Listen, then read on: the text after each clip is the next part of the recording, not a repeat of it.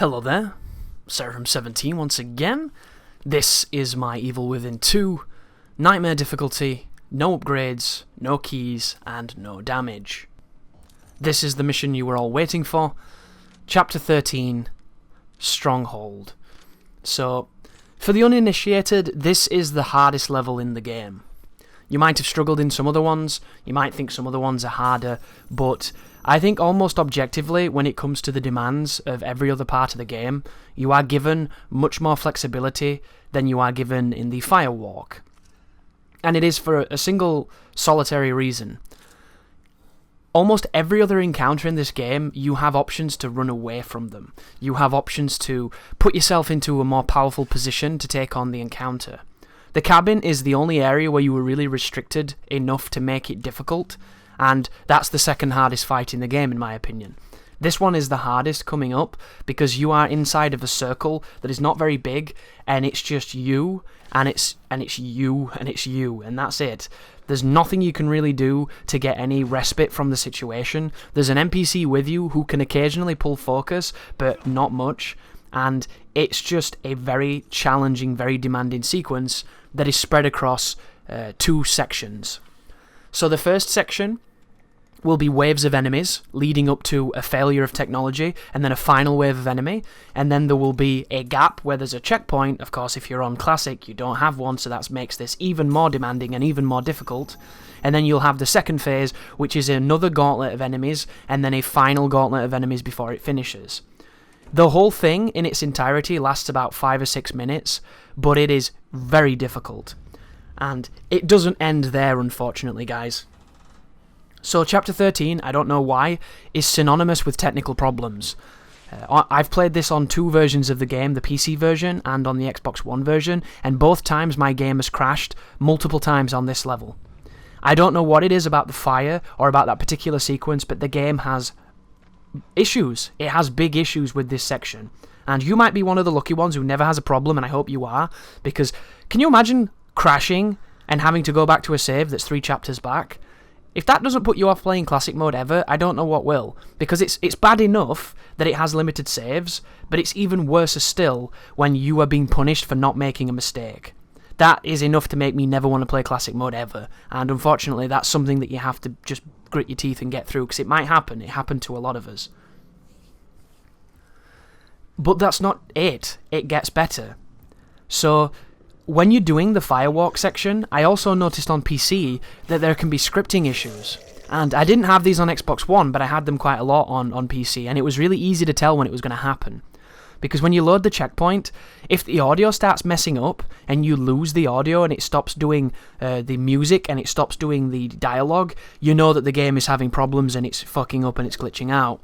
Because what would happen is, normally, enemies would start spawning after the conversation was done, but they wouldn't spawn. And then you'd move forward, and then Sebastian would go something like, "Oh, my skin's on fire, it's so close," and something like that. And then they start spawning, but they spawn out of sync. So they'll start spawning inside the bubble with you.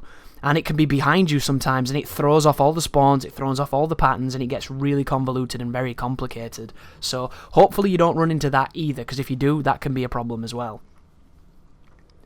But aside from that, you should be okay, you know? That's a few things that you can run into difficulties with, but if you can avoid them and mitigate them, you'll get past the hardest part of the game and you'll be laughing.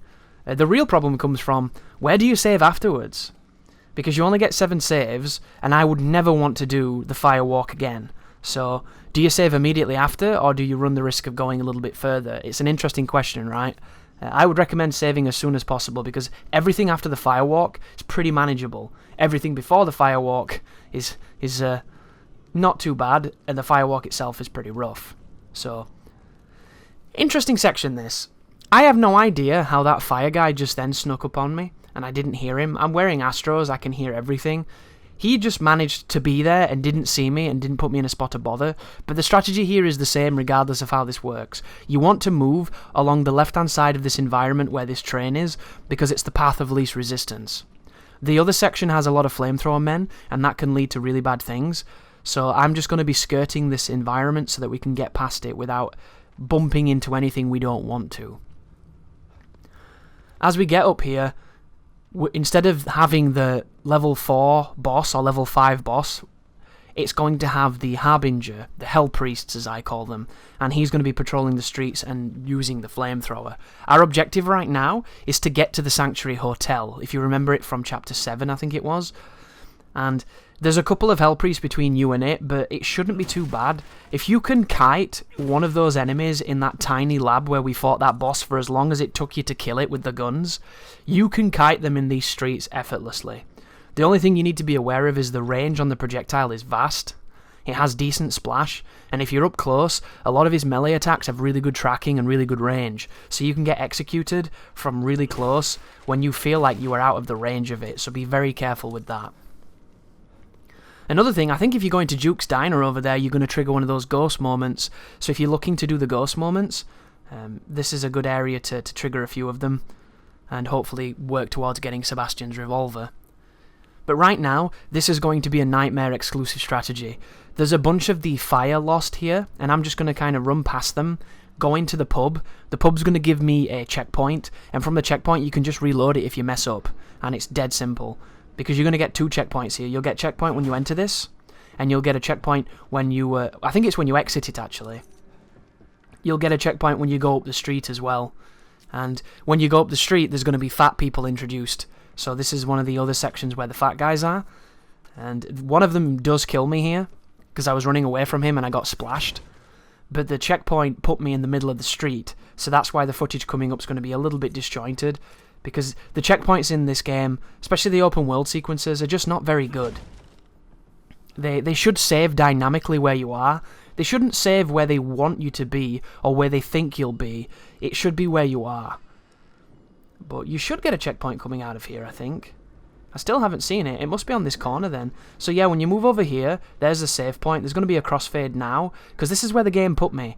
This is inside the courtyard where Jacob Sykes was, which is all the way to the right of where I was, and quite a ways up the street. So kind of baffling that it does that, but I'm not going to complain. You know, I'm not on classic mode, so it's not a reset. So we can use this as an opportunity to look over here, see if there's anything cool, and then inevitably provoke the attention of a couple of these lost guys. He jumps on the car, I didn't expect that, and it's time to run away. Somebody mentioned in the comment as well, on one of the videos, that apparently when you stand on top of a car, the Lost have this unique animation where they can shake it and knock you off. So you want to be careful on top of cars. Apparently it's not the best strategy, but I don't know why anybody would, you know. The only time I think cars are an advantage is against the Geminis.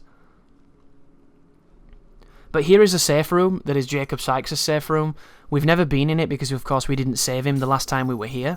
So I'm going to use this as an opportunity to loot it and potentially do some crafting. Looks like I'm not going to craft. I'm just going to push on. There is another one of those locked Mobius crates.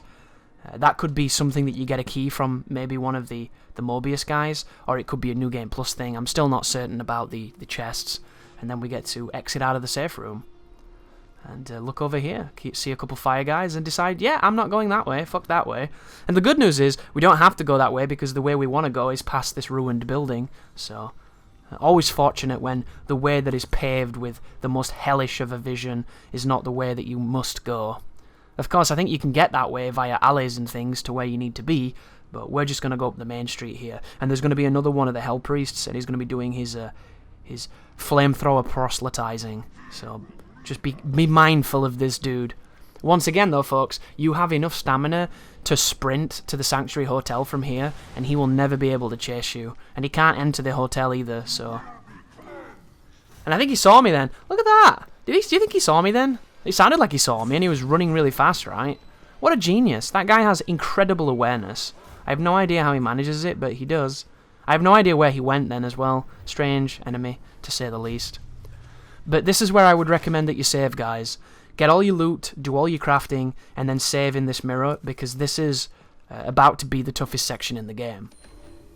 And I had an exceptionally tough time with this, because I was trying to kill the majority of the enemies with bottles. And the bottle strategy is fantastic, but when you're being rushed by the flame guys who seem to be way more aggressive than the usual Lost, it just doesn't end well. So I ended up getting very frustrated, had a couple of crashes, had a couple of scripting bugs, just didn't have a very fun time doing any of this. So I recommend use whatever you want. I was also intentionally trying not to use too many items. I was trying to make sure that I could get a lot of life out of my shotgun, a lot of life out of my smokes, things like that. But in the grand scheme of things, this is the hardest part of the game. Once you get past this, you can make it work. The boss gauntlet coming up is not difficult at all. The enemies don't take a lot of damage if you're worrying about that. I did, and it wasn't worth it. The final boss is a joke once you know what you're doing, and once you have the damage to do what you need to do.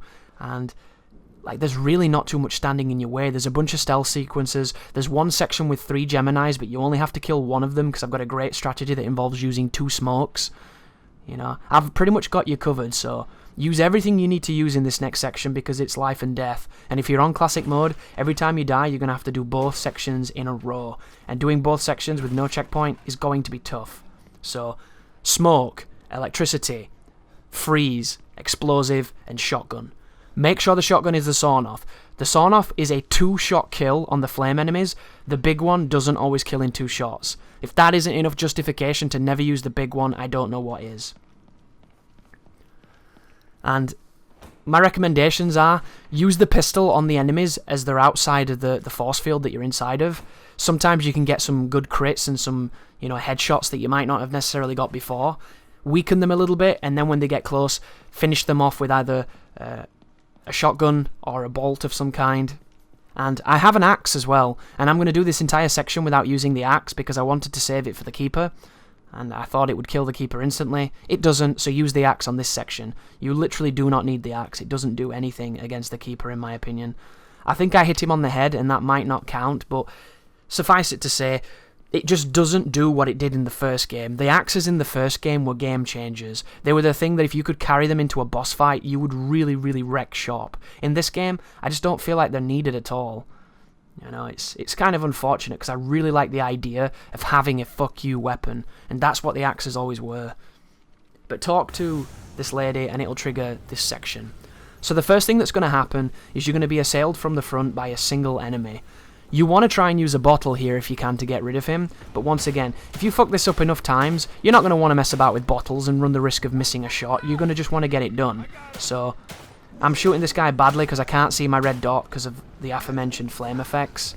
And there we go, there's the headshot, there's the dead guy. The lady here is going to have a very large amount of pistol bullets on her, and along the way, there's going to be a dozen shells that you can pick up, there's going to be some bolts that you can refresh on, and there's going to be some healing items. So, there's plenty of opportunities to get your stuff. But there is a guy rising just there. I'm going to put as many bullets in him as I can to do as much damage as possible, and hopefully we can get the kill. I can't see where the red dot is. Here's me, instead of reloading, I'm popping the shotgun on, popping the wrong shotgun on. But it puts him down anyway, and he's dead. And then we can continue onwards. So that was the first spawn. One behind, and then there's the second one behind you, which is this guy. So use your pistol to put some shots on him to do some damage, and then swap to your shotgun and put him down. There we go. Everything's going pretty well so far. Pick up the bullets, replenish on your items. There's some more shotgun shells, so we've just got the shells back that we used. That's really useful. And now we have 2 enemies coming from the front. So what he's doing right now is a grab animation. This grab is an instant kill at this HP threshold. Do not let it happen. There's me trying to do a double shot with the shotgun, but of course the shotgun fucked up. What was that? What was that just then? Like, why is this shotgun so bad? I don't understand it. Don't use it, guys. Trust me, just don't use it. This is a waste of shells, and it puts me in a really bad spot for phase 2. But after the 2 guys in the front, you're going to talk, and she's going to start moving forward, and there is a syringe. Do you see the sign that's coming up, the motel sign? That is where your checkpoint will be if you're on Nightmare and not Classic. So, you can hear a guy spawning just then, but I couldn't tell where he was. Interesting. Is it going to be the checkpoint? It is. I can hear it, dude. I can hear the music. Is the spawn messing up? Oh no, there we go. There's a guy there. Very strange. So, guy turns up, shoot him a few times with a pistol, pop the shotgun on, wait for the point blank range shot. He's going to charge at me. There's the stun. There's the kill. Guy behind me right now. You can hear him shouting. So here he comes. There's the running attack. There's the 1 shell. There's the 2 shell. So far the shotgun hasn't been too bad actually. I might have been a bit strict on this section. But, look! Did you see that? What the fuck was that?